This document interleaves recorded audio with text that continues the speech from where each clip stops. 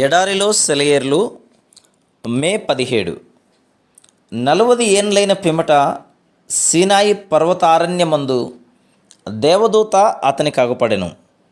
రమ్ము, నేనిప్పుడు నిన్ను ఐగుప్తునకు పంపుదునని అతనితో చెప్పెను. అపోస్తుల కార్యములు 7వ అధ్యాయము 30 నుండి 34 వచనములు.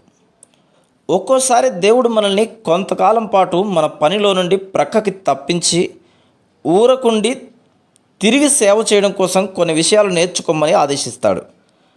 ఇలా ఎదురు చూస్తున్న కాలమంతా వ్యర్థమైందని అనుకోవడానికి వీల్లేదు. పూర్వం ఒక రౌతు శత్రువుల బారి నుండి తప్పించుకొని పారిపోతూ కొంతసేపటికి తన గుర్రానికి కొత్త నాడాలు కొట్టడం తప్పనిసరి అని గ్రహించాడు. అతని వివేకమేమో ఆలస్యం లేకుండా ముందుకు సాగిపోమని గొడవ చేసింది. అయితే అంతకంటే ఎక్కువైన వివేచన శక్తి ఏమో కమ్మరి పనివాని కొలిమి దగ్గర ఆగి ఆ నాడా వేయించడమే మంచిదని బోధించింది.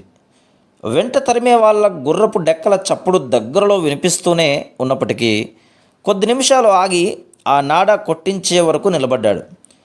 ఇక శత్రువులు 100 గజాల దూరంలోకి వచ్చేసారనగా గుర్రం మీదికి లంఘించి మెరుపులాగా మాయమయ్యాడు. అతను అక్కడ ఆగడం వల్ల అయిన ఆలస్యం అతని వేగాన్ని పెంచిందని అతనికి తెలుసు. ఎన్నోసార్లు మనం పరిగెత్తాలని ఉవ్విల్లూరుతున్నప్పుడు దేవుడు మనల్ని ఆగమంటాడు. తర్వాత వచ్చే మజిలీ కోసం ప్రయాణాన్ని జాగ్రత్తగా ఆలోచించుకొని పనిచేయమంటాడు. ఓర్పుతో ఓపికగా వేచి ఉండాలి.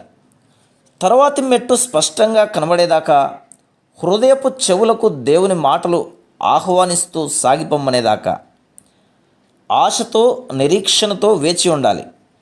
ఆశ అడుగంటనీయక దేవుడే నీకు మార్గదర్శి. కనుదృష్టి ఆయన నుండి తొలగిపోనీయక వేచి ఉండాలి. ఇంకా వేచి ఉండాలి. దేవుడు జాగు చేయడు.